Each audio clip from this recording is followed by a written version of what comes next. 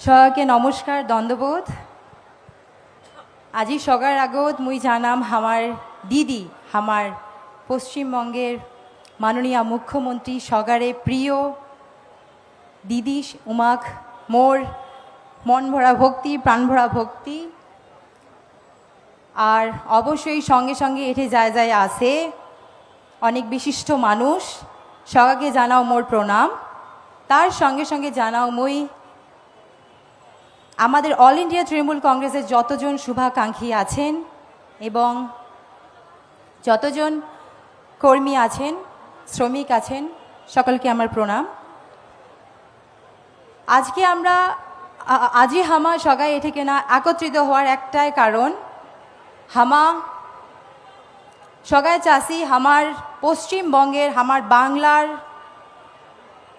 মানুষের অধিকার রক্ষা করার জন্যে আমার সগাই এঠে কেনা আসিসি। এবং যেভাবে নির্বাচন কমিশন এবং কেন্দ্র সরকার আমার বাংলার মানুষের নাম যেভাবে কাটির জন্যে যেমন চক্রান্ত করে ধরছে, এইটা আমার এতিকার মানসি, আমার পশ্চিমবঙ্গের মানসি কিছুতেই মানি নিবার নয়।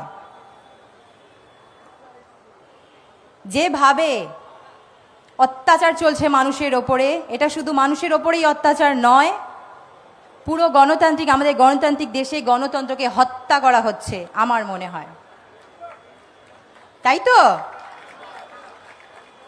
তো আমি আশা করব, আমি এবং আমরা সবাই মিলে আমরা দিদির হাত শক্ত করব চতুর্থবারের মতো।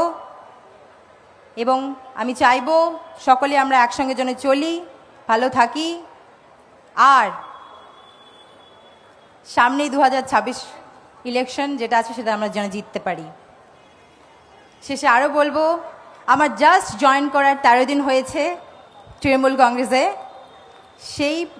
সেই দিক দিয়ে আমাকে এই প্রথমবার এত বড় স্টেজে দিদি আমাকে বক্তব্য রাখার জন্য যে সুযোগ দিয়েছেন, ওনাকে অনেক অনেক ধন্যবাদ দিদি। আপনি ভালো থাকুন, সুস্থ থাকুন সব সময়। ধন্যবাদ।